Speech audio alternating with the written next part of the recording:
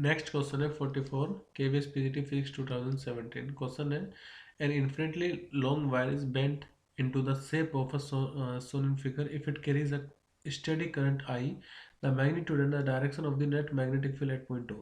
तो देखो हमारे पास एक infinitely straight long current carrying wire है और एक लूप है और हमें सेंटर पर नेट मैग्नेटिक फील्ड फाइंड करनी है।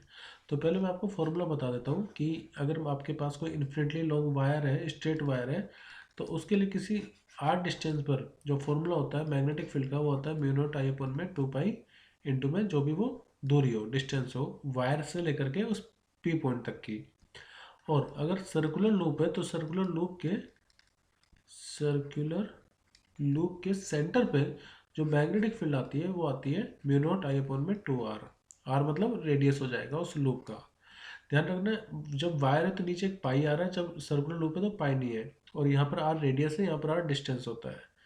फिलहाल इस क्वेश्चन में अगर देखा जाए तो इस वायर के लिए जो डिस्टेंस होगा वो आर होगा और जो इस लूप का रेडियस दिया दिया हुआ है वो भी कैपिटल आर है। तो दोनों के केस में मैं ये लिख सकता हूँ वायर के लिए जो स्ट्रेट वायर है, सॉरी स्ट्रेट लिखना चाहिए, स्ट्रेट वायर उसके लिए म्यू नॉट आई अपन में 2 पाई कैपिटल आर हो जाएगा। और जो सर्कुलर लूप उसके लिए आ जाएगा म्यू नॉट आई अपन में 2 और उसका रेडियस आर। अब देखिए कौन किस तरफ होगा। तो इसके लिए मैं आपको पहले एक रूल बता देता हूँ। देखिए जब स्ट्रेट वायर है, मान लीजिए कोई भी स्ट्रेट वायर है, तो आपको अपने राइट हैंड का यूज़ करना है, राइट हैंड का स्ट्रेट वायर के लिए। अगर मान लीजिए आप अपने राइट हैंड में इस वायर को इस तरह से होल्ड कर रहे हैं कि आपका जो थंब है वो करंट की डायरेक्शन को बता रहा है, तो आपकी जो कर्ल फिंगर होंगी वो रिप्रेजेंट करेंगी मैग्नेटिक फील्ड की डायरेक्शन को। तो अगर मैं इस वायर के लिए देखूं, इस वायर को इस तरह से मुझे होल्ड करना पड़ेगा कि मेरा थंब एक्स एक्सिस में जाए राइट हैंड का। तो मेरी जो कर्ल फिंगर होगी ओ पॉइंट पर वो बाहर की तरफ आएंगी, यानी कि वो आउटवर्ड आएंगी, ठीक है, कर्ल फिंगर। तो मैं ये कह सकता हूँ कि स्ट्रेट वायर के लिए जो मैग्नेटिक फील्ड होगी, जो हमारी मैग्नीट्यूड में कितनी आई म्यू नॉट आई अपॉन में 2 पाई आर, तो ये आउटवर्ड होगी, मतलब आउट ऑफ द स्क्रीन होगी, या कह लो अपवर्ड होगी। अपवर्ड क्यों यूज कर रहा हूँ मैं, क्योंकि ऑप्शन में मैं अपवर्ड और डाउनवर्ड वर्ड्स में दिया हुआ है, तो अपवर्ड कह सकते हैं, आउट ऑफ द स्क्रीन कह सकते हैं। अब सर्कुलर वायर के लिए देखो, जब भी सर्कुलर वायर है तो आपको राइट हैंड का ही इस्तेमाल करना है डायरेक्शन ऑफ मैग्नेटिक फील्ड निकालने के लिए।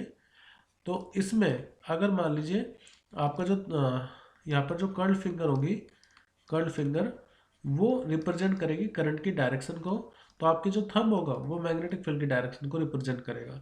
तो आप इस तरह से एज्यूम कर सकते हो, मान लीजिए आपने अपनी कर्ल फिंगर को इस तरफ ऐसे मोड़ लिया सबको, तो आपको जो थंब आएगा वो कहाँ आएगा, आउटवर्ड, ठीक है। यहाँ पर मतलब एक एग्जांपल मैंने लिया है, तो इसका मतलब ये हुआ कि राइट हैंड थंब रूल का ही इस्तेमाल करके हम दोनों के लिए डायरेक्शन निकाल सकते हैं। फिलहाल इस क्वेश्चन में ये जो सर्कुलर लूप है इसके लिए जो करंट है वो कैसा है, क्लॉकवाइज।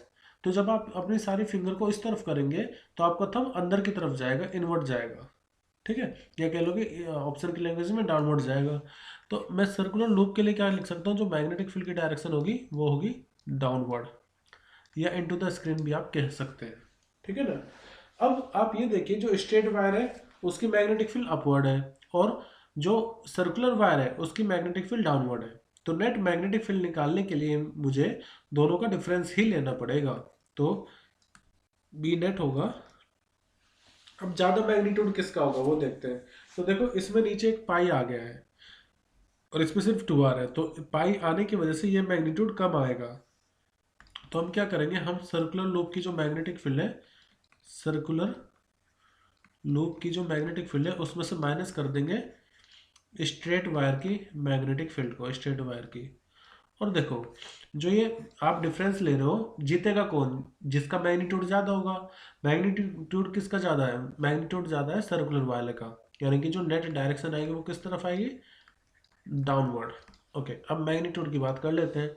तो सर्कुलर लूप के लिए mu not I upon 2r है, माइनस स्ट्रेट वायर के लिए म्यू नॉट आई अपॉन में 2 पाई r है।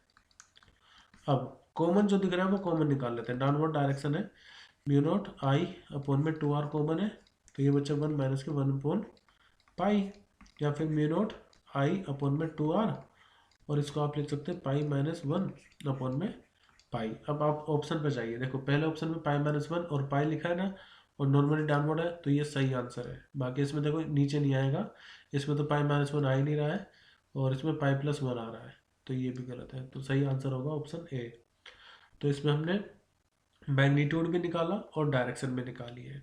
मैग्नीट्यूड निकालने के लिए इन दो फॉर्मूले का इस्तेमाल किया, और डायरेक्शन फाइंड करने के लिए हमने राइट हैंड थंब रूल का इस्तेमाल किया है।